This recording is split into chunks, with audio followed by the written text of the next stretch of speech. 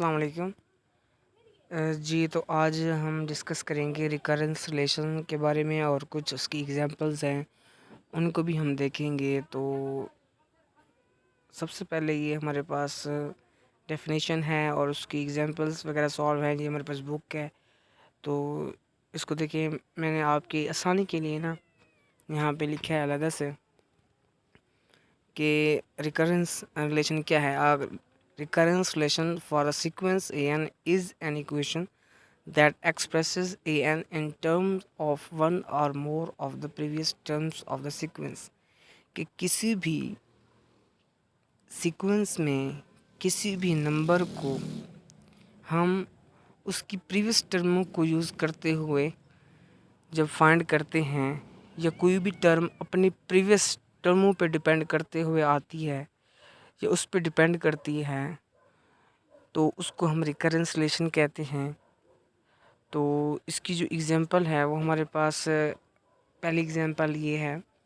इसमें आप इसको इक्वेशन नंबर 1 को देख सकते हैं कि ए एन कोई टर्म है, तो उससे पिछला नंबर क्या होगा, एन का पिछला टर्म नंबर क्या होगा, n-1, n-2, n-3। उससे पीछे मतलब कि उसमें माइनस करते जाएंगे तो वो पिछली टर्म में आती जाएंगी। और अगर एन से नेक्स्ट वाली टर्म को देखना चाहते हैं तो n+1, n+2, n+3 ऐसे अप टू सो ऑन।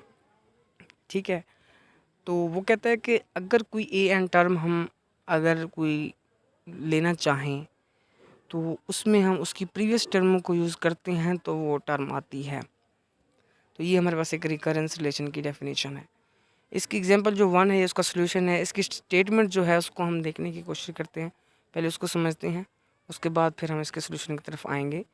तो एग्जांपल नंबर 1 ये है कि ए एन कोई सीक्वेंस है और हमने ये मतलब कराना है शो कि जो इसमें टर्में हैं, ठीक है ना, मतलब कि a n is equal to a n -1 minus a n -2 for n is equal to 2, 3, 4। कि भाई हमारे पास एक इस रिकरेंस रिलेशन के अंदर टर्म में A2 और A3 फाइंड करनी है। इसमें A0 और A1 हमें गिवन है। ठीक है।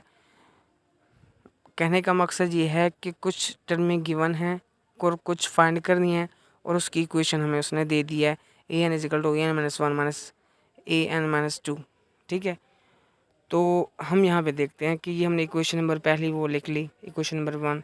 इसमें n इज इक्वल टू 2 से स्टार्ट करना है।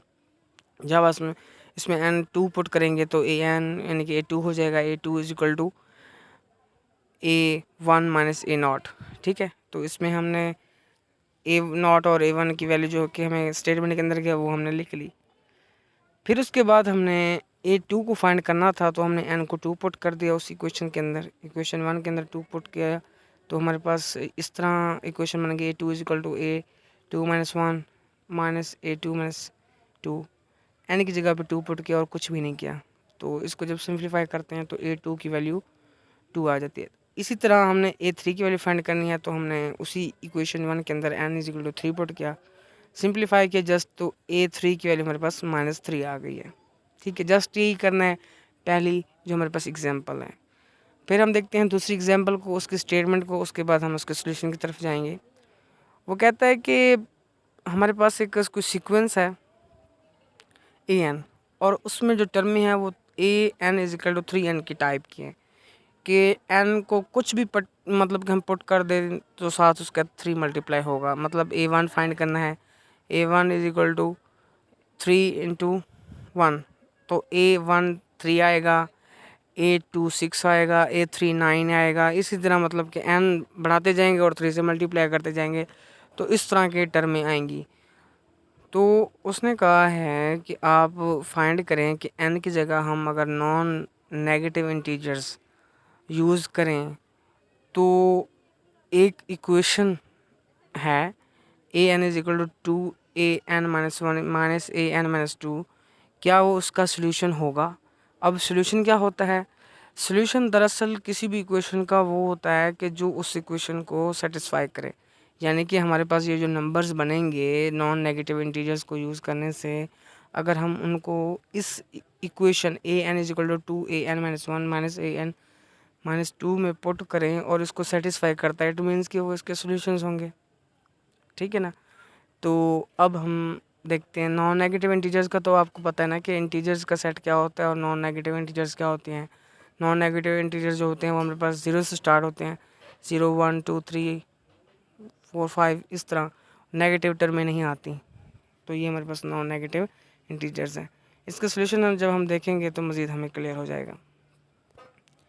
फर्स्ट ऑफ ऑल हमारे पास क्या है कि ए एन कोई सीक्वेंस है और उसमें टर्म में जो है वो a N is equal to 3n की टाइप की हैं और नॉन नेगेटिव इंटीजर्स जो हैं वो हमारे पास ये हैं। तो हमने चेक ये करना है कि a N is equal to 3n is the solution of this equation, और इस इक्वेशन को हमने स्टोर करने में दे दिया।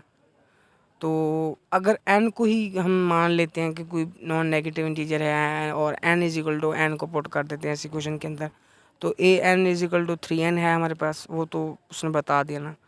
अब उस n से पिछली टर्म क्या होगी, n-1, वो हमने फाइंड की, और उससे पिछली n-2 वो फाइंड की। ये an-1 और an-2 इसलिए यूज़ की है क्योंकि हमने इसको यूज़ करना है इस स्टार वाले इक्वेशन के अंदर, क्योंकि वहाँ पे an-1 और an-2 का जो है वहाँ पे यूज़ है।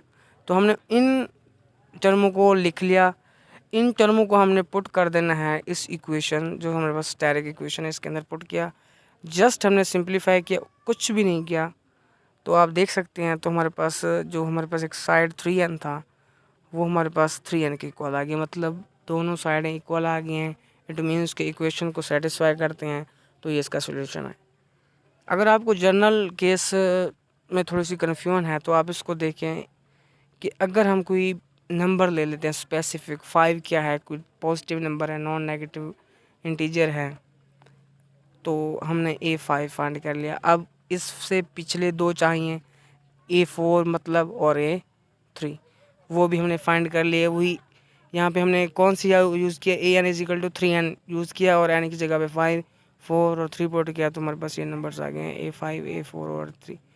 इन तीनों को हमने यूज़ करना है उस स्टैटिक के अंदर, और उसके अंदर जब हमने इसको पुट किया है an is equal to 2 an-1 n-2, तो वैल्यूज़ को पुट किया। वैल्यूज़ को पुट करने के बाद जस्ट हमने कुछ भी नहीं किया, जस्ट सिंप्लीफाई किया है और हमारे पास ये इसका सोल्यूशन आ गया है। कौन सा सोल्यूशन है इसका, ये देख सकते हैं आप कि A5 is equal to 2 A4 minus A3, 15 is equal to 12 multiply by 2 minus 9, तो 15 is equal to 15। It means कि ये इक्वेशन को सेटिस्फाई करते हैं, तो ये इसका सोल्यूशन है। अभी उसी एग्जांपल की स्टेटमेंट जो है हम दोबारा देखते हैं, उसमें कुछ और भी कहता है। वो कहता है कि अगर हम a N is equal to 3n की जगह पे अगर a N is equal to 2 power n और a N is equal to 5 use करें, और ये इक्वेशन हमारे पास वैसे की वैसे रहेगी, क्या फिर भी ये इसके सोल्यूशन होंगे कि नहीं होंगे, तो ये आपने चेक करना है। ये आपकी असाइनमेंट है और इसके बारे में आपने बताना है लाजमी कमेंट सेक्शन के अंदर कि हुआ है कि नहीं हुआ। उसके बाद हम क्वेश्चन नंबर यानी कि एग्जांपल नंबर 3 की तरफ जाते हैं, उसके स्टेटमेंट को देखते हैं कि वो क्या कहता है। वो कहता है कि हमारे पास एक सपोज़ कोई पर्सन है, उसने $10,000 जो है बैंक के अंदर एक सेविंग अकाउंट के अंदर डिपॉज़िट करवाए हैं, और उसको उसकी अमाउंट का 11% जो है ना इंटरेस्ट यानी कि उसको प्रॉफिट मिलता है एनुअली, सालाना उसको 11% प्रॉफिट मिलना है उस अमाउंट का, जो भी उसने अमाउंट उसके अंदर डिपॉजिट करवाई है। तो 30 साल के अंदर उसकी अमाउंट कितनी हो जाएगी, कितनी उसकी रकम बन जाएगी। 10,000 अगर उसने शुरू में रखी है और सालाना उसको 11% उसका मिलता है, तो कितनी अमाउंट हो जाएगी 30 साल के बाद। ठीक है, तो इसके सोल्यूशन की तरफ चलते हैं। फर्स्ट ऑफ ऑल जो PN हम एक कोई अमाउंट का नेम लेते हैं, इसमें हम कहते हैं कि PN is a amount after n years, कि n ईयर्स के बाद अगर हमारे पास कोई अमाउंट बैंक के अंदर है तो उसको PN का नाम देते हैं। और n ईयर्स कुछ भी हो सकते हैं, n ईयर्स कुछ भी हो सकते हैं, 2 साल 3 साल 4 साल 5 साल। तो ये क्या होगा अमाउंट, मतलब n ईयर्स के बाद अमाउंट क्या होगी, कैसे बनेगी ये अमाउंट। तो वो अमाउंट यूँ होगी कि उस साल से जो पिछला साल है, मतलब अगर हम एक साल के बाद एक अमाउंट ऐड करते हैं बैंक के अंदर और 2 साल के बाद देखते हैं कि भाई कितना अमाउंट हो चुकी है, तो वो पहले साल की अमाउंट होगी प्लस उस अमाउंट पे जो प्रॉफिट होगा वो होगा, ऐसे ना। तो इसलिए कि एन ईयर के ऊपर कोई अमाउंट अगर हमने देखनी हो, वो क्या होगा, उससे पिछले साल की अमाउंट और प्लस उसी अमाउंट का प्रॉफिट। अब ये 11/100 क्या है, ये वही 11% है, फ़ीसद, जिसको हम कहते हैं ना 100 में से। तो उसको हमने लिखा है फ्रैक्शन की फॉर्म में। उसको जब हमने सॉल्व किया तो वो 0.11 बना। तो यहाँ से हमने Pn-1 कॉमन ले लिया है, तो 1 + 0.11, तो इसको जब हमने ऐड किया तो Pn = 1.11 × Pn-1। तो ये हमारे पास एक इक्वेशन बन गई। अब वो कहता है कि जो शुरू में अमाउंट है P0 कि मतलब एक साल भी नहीं गुजरा, तो शुरू में के अंदर कुछ भी वक्त नहीं गुजरा, तो उसकी अमाउंट कितना है, $10,000 है। एक साल के बाद क्या होगा, कैसी अमाउंट होगी कि भाई उस जो हमने वही इक्वेशन ऊपर वाली ली है, एक से साल के बाद क्या होगा कि P1 = 1.11 × P0, तो उससे मल्टीप्लाई कर दिया उसी इनिशियल अमाउंट को, तो हमारे पास एक साल के बाद क्या उसकी अमाउंट आ जाएगी। 2 साल के बाद P2 क्या होगा कि पहले साल की अमाउंट जो बनी हुई है और साथ उसके साथ प्रॉफिट की रेशो, तो उसको हमने P0 की वैल्यू जब पुट की दोबारा उसके अंदर P1 की जगह पे, तो उसको जर्नल फॉर्म में बनाने के लिए तो वो P2 = 1.11 पावर 2 P0, यानी कि जो शुरू की अमाउंट है उसको हमने जो परसेंटेज है, जो प्रॉफिट का जो रेशो है, उसके स्क्वायर से मल्टीप्लाई किया। मल्टीप्लाई अपना उसके पावर 2 क्यों ली 2 साल के बाद। ये हमारे पास जनरल फॉर्म इस तरह बन रही है। अगर 3 यानी कि 3 इयर्स के बाद देखना चाहते हैं तो शुरू की अमाउंट और जो हमारे पास इंटरेस्ट है, जो उस हमारे पास परसेंटेज है, उसकी हमने क्यू पावर ले ली है। इसी तरह यानी कि कहने का मकसद ये है कि अगर कुछ साल के बाद भी चेक करना चाहें, एन ईयर्स के बाद चेक करना चाहें, तो वो शुरू वाली अमाउंट को मल्टीप्लाई क्या करेंगे, जो इंटरेस्ट की वैल्यू है उसकी पावर वही एन ले लेंगे। ऐसे ही क्वेश्चन बन गई ना। तो हम तो चेक करना चाहते हैं 30 साल के बाद, तो मतलब एन की जगह पे हम 3 पुट करेंगे 30।